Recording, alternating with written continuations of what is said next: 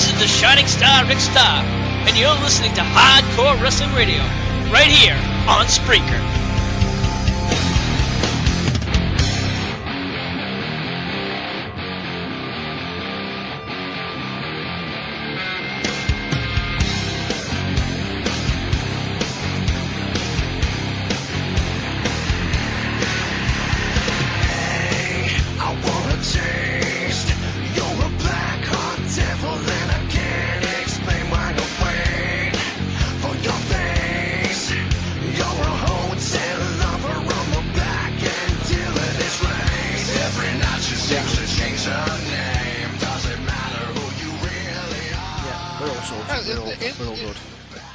I'll keep this one as backup. I want to ask you guys a question here. I'm seeing some of this on YouTube, and it's something called, I don't know if, is there a DVD out now called The Top 25 Rivalries in Wrestling History? Because I've seen people doing reviews and pickups of this DVD, and you know, if that is a release, then that'll probably be something I want to add to my extensive collection. I haven't seen one, if I must be honest, but that doesn't mean there isn't. Because they have people on YouTube with a Blu-ray review of it. The top 25 rivalries in wrestling. I don't know. I'll have to look it up. I'll Google that real quick, guys. All right, now, what do you think about some of your favorite rivalries in wrestling history? I know one of the top lists for me would have to be Bret Hart, Shawn Michaels. Excellent. Yeah, absolutely. If I have to really think about some of the best rivalries, you know what? Believe it or not, I'm gonna go John Cena, Randy Orton. For me, I remember those rivalries. They've had a long time, and a lot of people talk about all the old days. And you know what? Why not do some of the new stuff? Because believe it or not, I really did. I absolutely love that. I'm Another one go ahead. I'm going to go a little bit recent, and I really liked the storyline with Rey Mysterio and Eddie Guerrero with the child. Yeah, that was a very controversial storyline too. I think it was very well put together. One I remember really, really well from back in the 80s when I was growing up was the rivalry between the Rock and Roll Express and the Midnight Express. You know, with Sweet Stan Lane, Bobby Eaton, Ricky Morton, and Robert Gibson. They had all kinds of matches between these two teams. Wow. Another great tag teams we want to do is, of course, the Dudley Boys and the Hardy Boys, and of course Christian and Edge during the Attitude Era. You know, the tables, ladders, and chairs matches. Who can forget those? The innovators of it. Yeah, that was some great stuff. Also, if you want to think back in WCW, you know, Sting versus Flair. Oh, one of the great matches I remember from that rivalry was, of course, one of the very first Clash of the Champions back in the 80s when they went a time limit draw in an NWA World Heavyweight title match. But that match at that time really stole the show, and it was like a 45-minute draw. But you know, if you want to sit down and watch a good 45-minute wrestling match with two greats such as Sting and Ric Flair, you need to look up their Clash of the Champions match. I guaranteed, you know, a wrestling fan of any generation will sit down and just derive pure enjoyment from watching it. Yeah, absolutely. So, with this pay-per-view coming up, there's been a lot of injuries, from anywhere from, Cena, of course, Ziggler. We can even talk, point at CM Punk, who didn't make it to the pay-per-view. I think the difference between Cena and Ziggler, I think Cena's might be a little bit more kayfabed with Ziggler and the danger of what he's going through. I think that's more legit, and you know, taking him out, I believe it was the safe thing to do. I understand. Andy doesn't seem to really think about, has different thoughts about Ziggler's injury. Andy? No, I think it's more kayfabe than legit. That's my personal opinion. I just don't think it's as bad as they're making it. I mean, I've seen people get punted in the head, as they call it, a lot worse than that, and not suffer supposedly half as bad as he is. Yeah, but think about the previous stuff he went through and all the hard bumps he took, especially the night before on Monday Night Raw. You got to factor that into that as well. I mean, there was that botched in Zaguri where Del Rio came down and his foot was just Ziggler was just in the wrong spot and ended up getting kicked behind the head. And then there was that hard ladder bump that he took from Swagger, also in there. He took that right in the head, right in the face. And then, of course, on SmackDown, you saw you saw the kick. Oh, I'm just seeing something here on the TV, but yeah, you see the kick, and you got to factor all that in. And I think it's a combination of all of that, Andy, rather than just one thing you saw on SmackDown. Yeah, I just really think it's a kayfabe injury because I was saying to Ricky, I just think the match was a bit of a sucky. It was just a card filler match.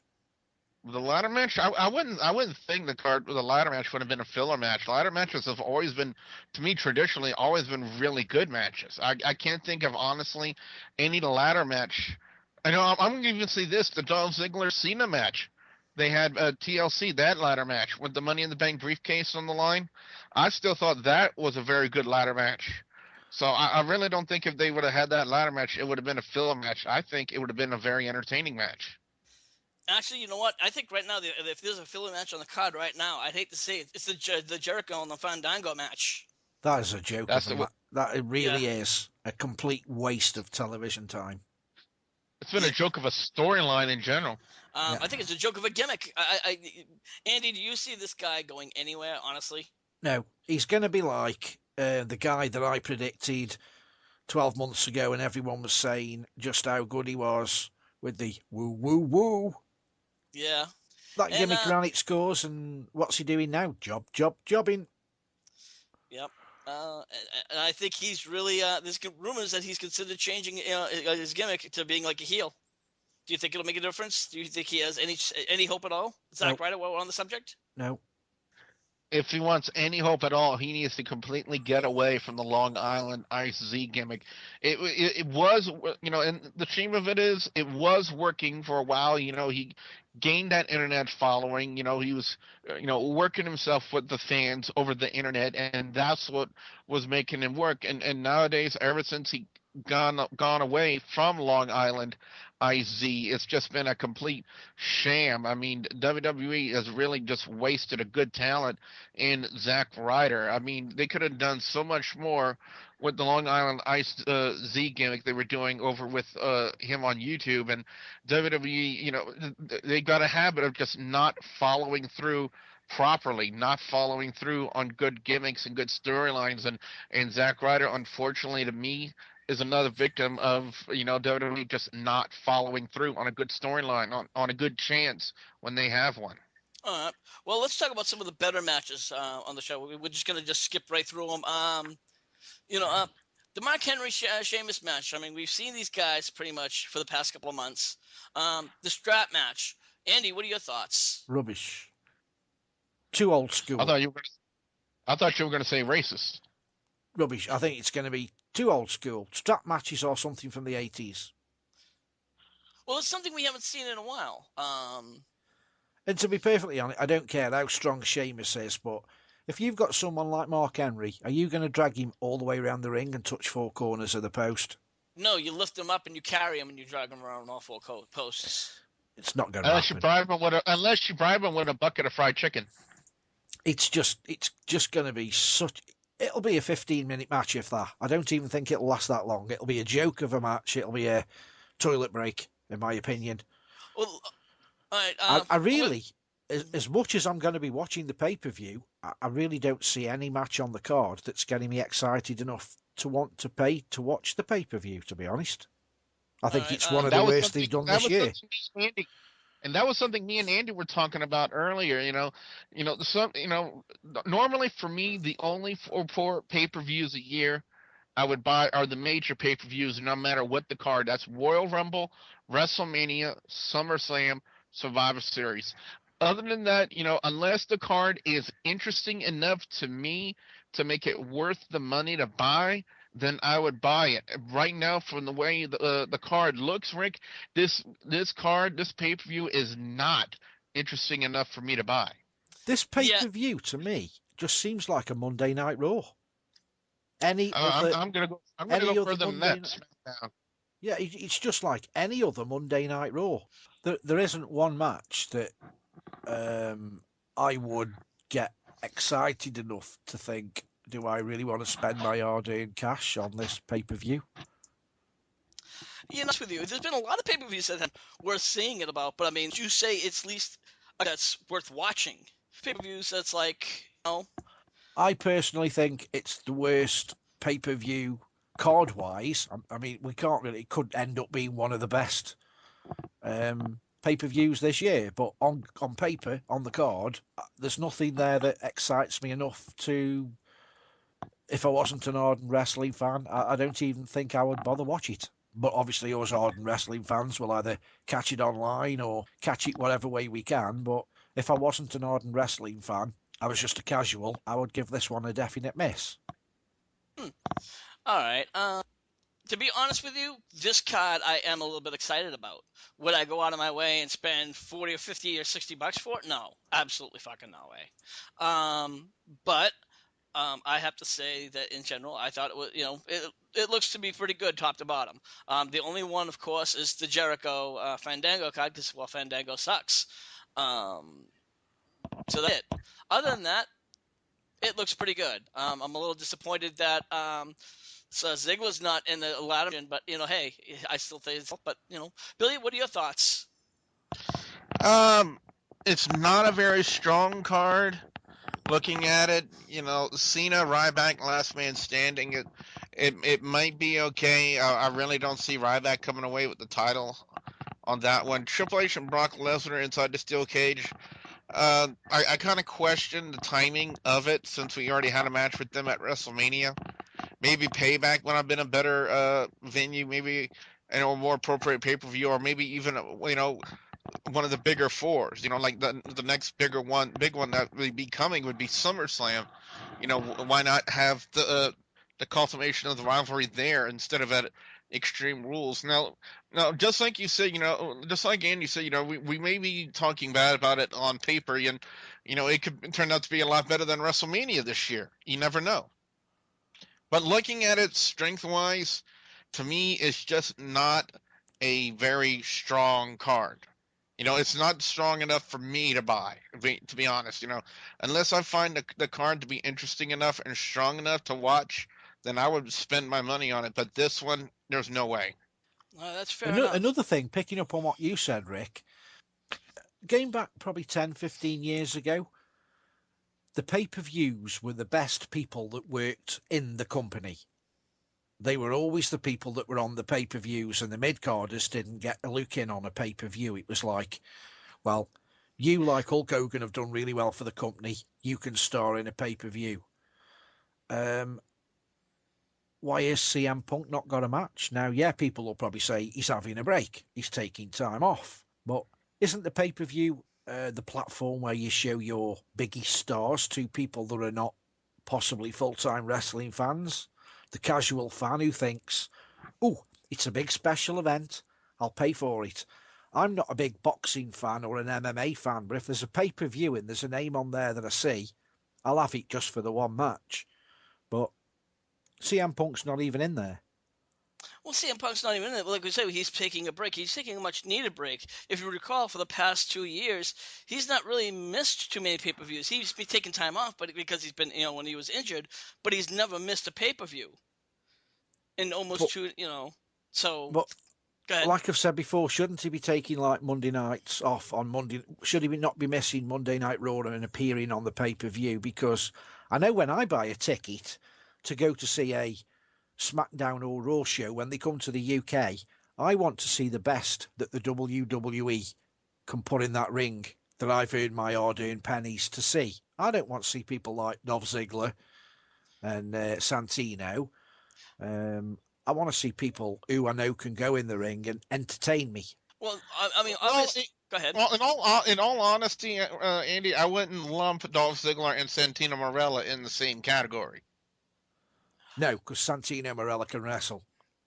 You really do not like, you don't like Dolph Ziggler at all. No, I don't think we've had this at conversations many, many a Yeah, I time. know you don't. I know I this. don't buy Dolph Ziggler's gimmick. To me, you have to have the look. All wrestlers have the it factor, and they have to have the look. When I see Dolph Ziggler, I'm not disrespecting any indie wrestlers. Don't take this the wrong way, you indie wrestlers. But he looks like an indie wrestler who wants to be a big guy, and he's just not. He's not gelling with me at all. I don't see star. Well, I see wannabe star. I don't see star, and I don't see future star either. well, you know what? Since we're talking about that, you know what? I'm bringing up a new subject. It's called the hardcore question. If you could pick two people that would have to be up the next star, that are rising star to take over the company to be like, the number one wrestlers, like the next CM Punk, the next John Cena, two people that you could pick, anybody in the roster, who would you pick?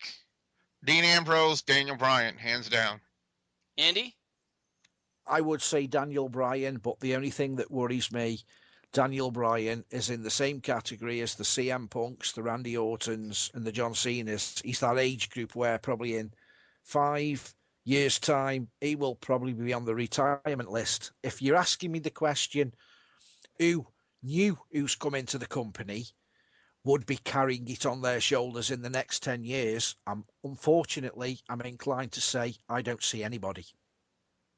If the the up and coming card of wrestlers that the WWE have got are all round about the same age, so they're all going to retire at the same time.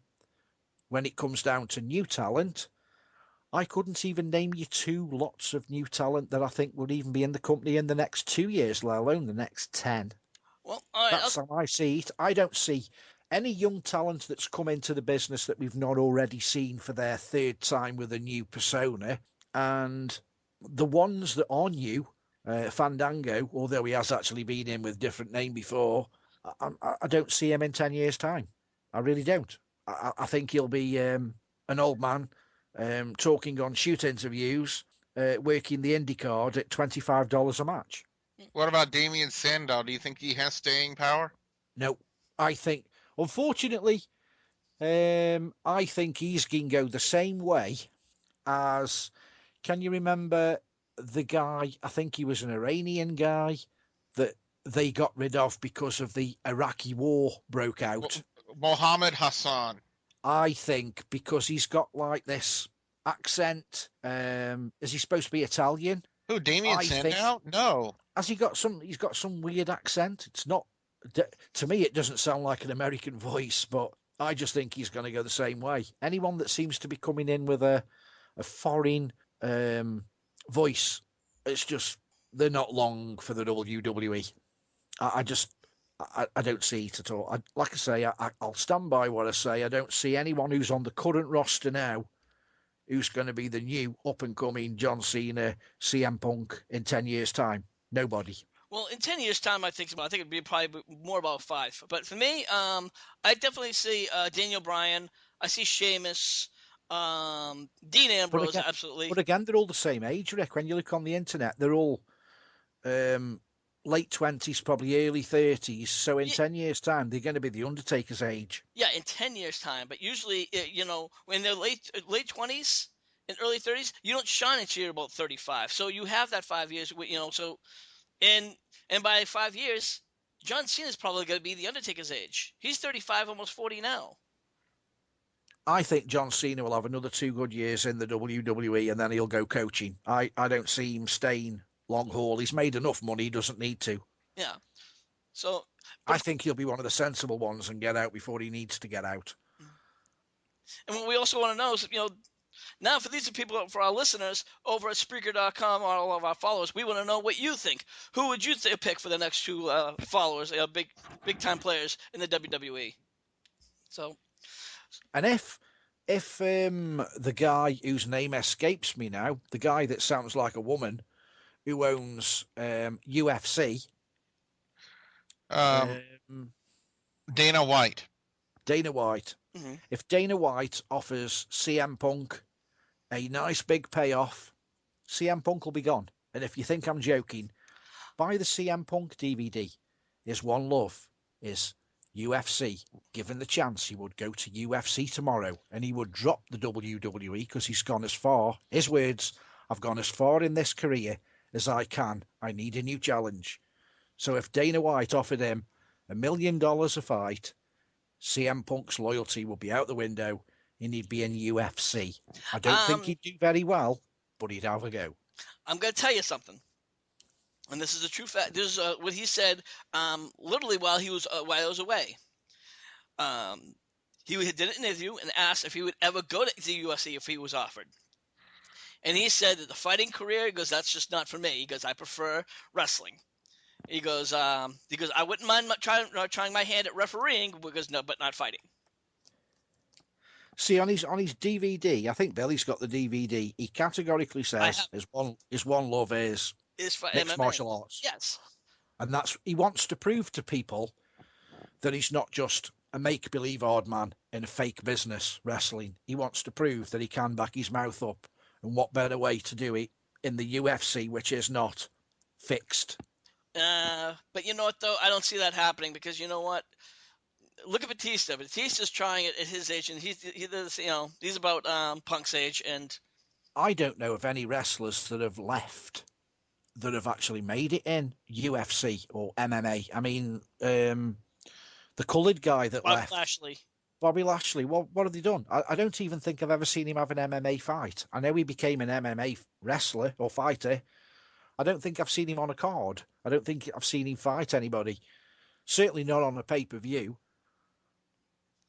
And Brock Lesnar sucked. The only person that's come from mixed martial arts who's done anything, he was a martial artist first and then came into wrestling, was Ken Shamrock. Yeah.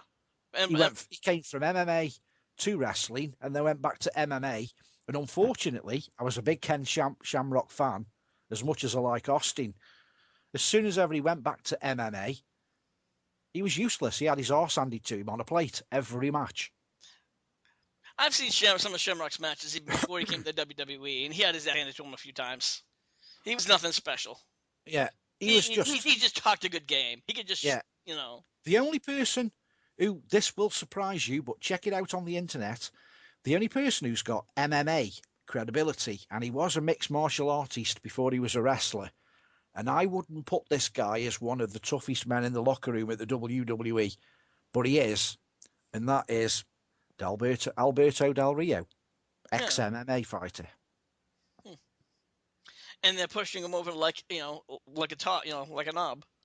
Yeah, like a complete fairy woman. Maybe that's he's what he probably wants. The hardest person.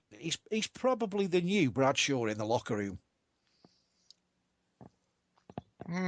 He probably is the toughest guy in the locker room at the moment. What are your thoughts about that, Billy? Well, we can only speculate about how people act backstage in the locker room. I mean, we see characters that they portray on TV, and in some fans' minds, they kind of disassociate reality and think, oh, Del Rio, this is the way he really acts. This is the way he acts on TV, or the Undertaker's really a dead man, or Tensai his real name is Tensai, not Albert, like everybody says. No, these are people that they portray on TV. So there's no telling how we could really, tell. There's an old saying: "Don't judge a book by its cover." Alberto Del Rio might have a background in MMA, but that doesn't necessarily mean that he's going to be a badass in the locker room or a hard ass or anything like that. It just shows that he has an MMA background and a background in mixed martial arts. I think would have nothing to do with a person's personality. I mean, according to everybody in the locker room, if you watch any of the interviews with the guys, the shoot interviews and so on, there's one person who's been away for a while and he's recently come back, whose face does not fit in the locker room, and he's the biggest scumbag, in everybody's opinion, ever to set foot in the locker room, is a surprising guy by the name of Randy Orton. He is hated in the locker room by everybody. Nobody likes the guy. His only friend in wrestling is John Cena. Everybody thinks he's a douchebag. because Gordon's had so many wellness violations and chances. WWE just keeps giving him chance after chance after chance, and I think that's one of the reasons why the guys backstage kind of hate him. They don't. They're probably thinking, that ain't fair. That Orton can break the wellness violation so many times and continue to get chance after chance. In the It's a shame. WWE.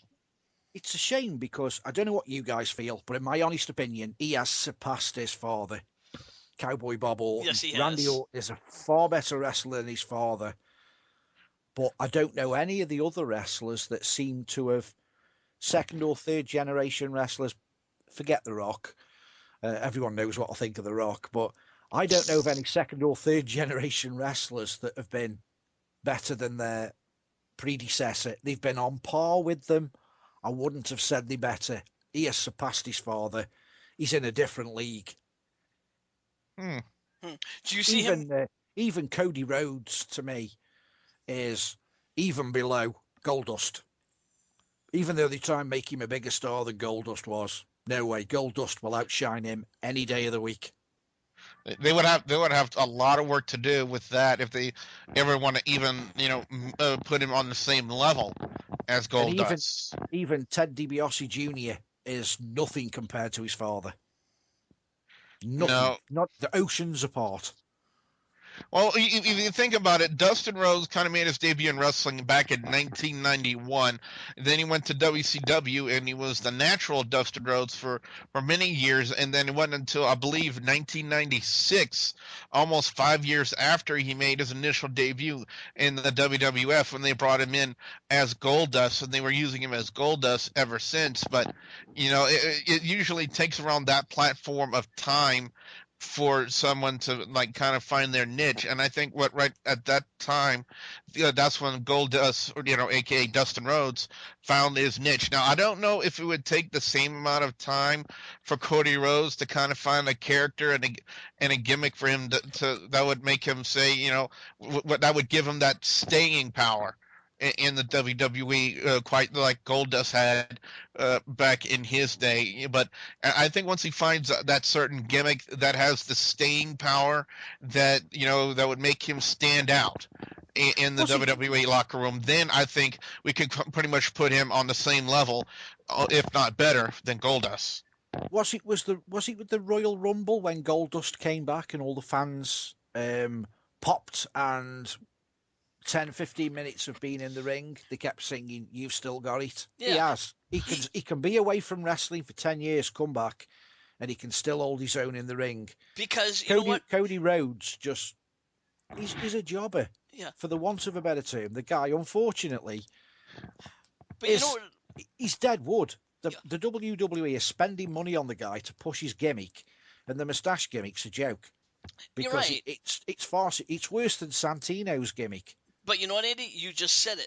It's not really Cody Rhodes the person, it's the gimmick. Because Cody Rhodes, I hate to say it, he's not a bad wrestler. It's the gimmick. And let's The put gimmick has killed his character. right. They've No, completely killed him. Like Santino will never be taken serious, but he's probably happy with that role. He's getting probably $1 million a year, and he does very little fighting. He just comes in, acts like a complete idiot, and goes out and got a paycheck. And very rarely does he fight anybody and get injured. So to him, it's easy money. So what? He acts the fool. He doesn't show what he can do, but he plays that role very well. Cody Rhodes seems like he wants to be pushed more, and he wants to be that new John Cena, and you can see it in his face. He's jealous of everybody else that's above him, but unfortunately, the persona he's got, he's never going to be any better than he is. Well, let's look at the gimmicks he's had in the past. He's had He's he's had had the bad gimmicks. There's no two ways about it. yeah, the dashing Cody Rhodes gimmick. Um, Rick, I think you at first you were a fan of the dashing Cody Rhodes gimmick. I I think. did. I did kind of like the dashing Cody Rhodes. Then he came up with a guy with a mask who was putting the plastic the bags over people's heads. He would come out in like the little hat. He'd come out with the hood. See, I'm going to go. I'm going to go with my partner's comments, and everyone has their own opinion of what they think is attractive. Now, we're all males, we're not females, but going from my girlfriend's point of view, when they were pushing this Cody Rhodes as this sex god, she says, I'm sorry. These were her words. I'm sorry. He does nothing for me. Randy Orton's far more attractive than he is. And I'm thinking, they're making him out to be this sex god. And he's not, to me, looking at it from a male perspective, he's not a nice looking guy. Now, if there's any female listeners out there who want to say, yeah, he is really attractive and they'd go to bed with him tomorrow without a second thought, but most of the females I know, if you said, name me a WWE superstar who you'd like to go to bed with, I'm sure I'd get like John Cena, CM Punk. Cody Rhodes would be pretty down on that list. Mm. And yet they're trying to make him a pretty boy for the girls. He isn't a pretty boy by any way, shape, or form. Yeah. I'm surprised you didn't mention Brodus Clay in that one. I think some girls would probably go for more for a Brodus Clay than they would Cody Rhodes, because Cody Rhodes just comes over as an excited puppy. He hasn't matured in wrestling at all. He seems the same now as he was on day one. Well, Really excited to be where he is, and he doesn't look calm in the ring. I don't know much about the guy. I've never seen him interviewed, but he comes over as somebody that's really nervous when he's in the ring, and it shows. He's not confident when he's in the ring. He's like a newbie. It's like he's only had 3 or 4 fights. He doesn't come over as a confident wrestler. You have a look when you see him in the ring. He sort of, do you know when wrestlers are working 4 or 5 moves ahead, and it's a shame we haven't got any of the independent guys because they could give us a bit more of an inside, but they'll throw him against the rope, they'll have a drop kick, they'll throw him over the top, they'll give him a clothesline, and it's all worked out beforehand. He seems to throw people against the ropes and they go in the corner, and then he's thinking on his feet, shall I give him a clothesline? There's like that hesitation when he does a move on someone. Right, what can I do next? He's not fluid. He looks fake. When people say wrestling's fake, he looks fake. He looks like he's read the book of wrestling and forgot it the moment that bell goes. That's what I see when I see Cody Rhodes. I see a person that's only been wrestling 2 or 3 years, and he's probably got 10 years under his belt. 10 very good years. But he doesn't come over to me that way.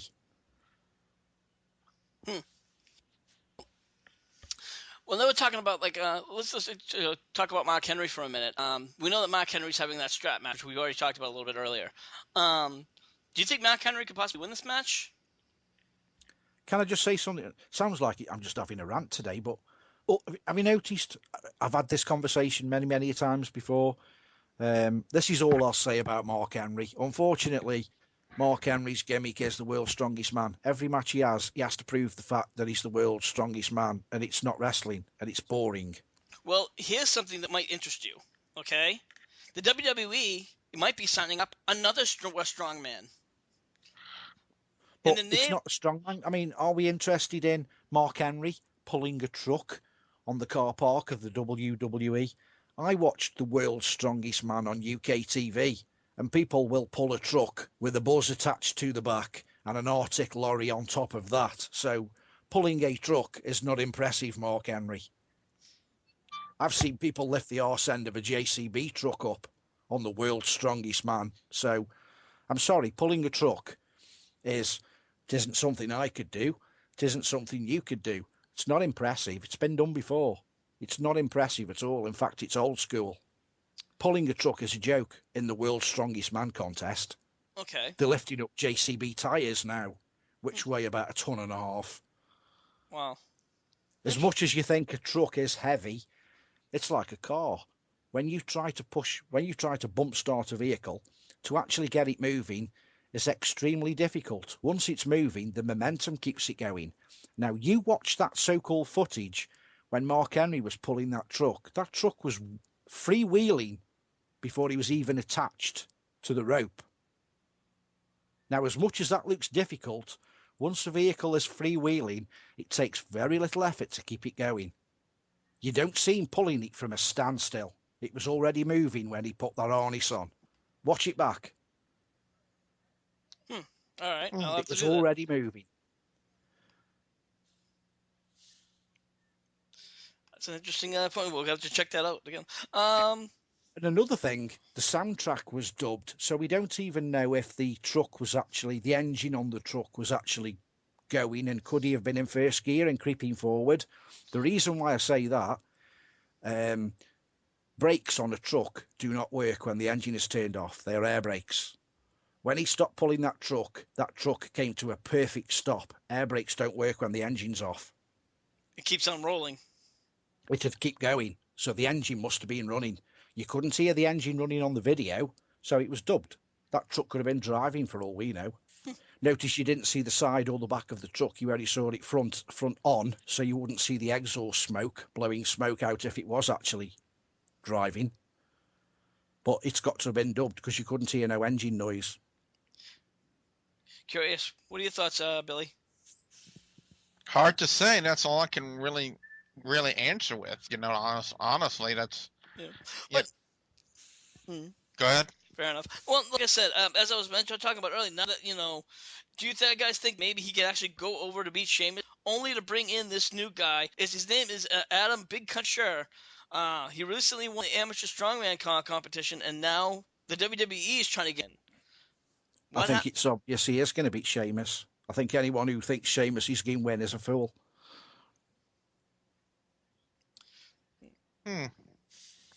I want to see what they do on Friday Night SmackDown first before I come to an actual decision on my prediction. That's why I'm holding off on my YouTube channel doing my rundowns of those matches until I've seen what they've done, or what they do rather, on Friday Night SmackDown.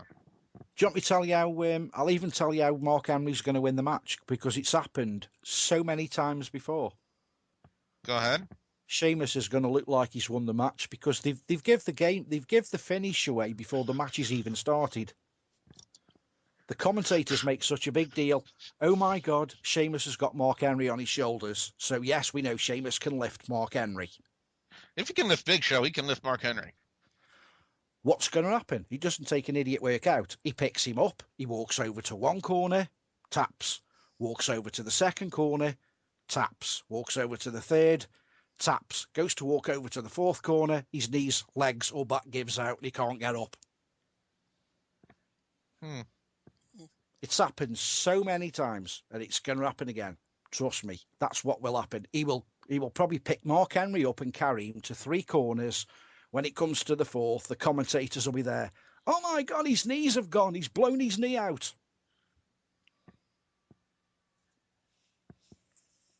Interesting. Very interesting.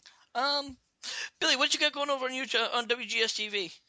Like I said, I'm doing a complete rundown of all the matches on Extreme Rules. I'm also going into a 5-game rotation just this week, guys. So I'm adding in not only to the normal of Dead Space, DMC Devil May Cry, and Tomb Raider, but I will also be adding in just for this week Psychonauts and Journey. So make sure you guys check it out. YouTube.com/WrestleGamer.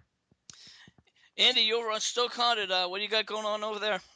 Yes, we've got some investigations going on, and we're trying to get what we call a paranormal unity group, which is all the local paranormal groups going together and doing a massive investigation.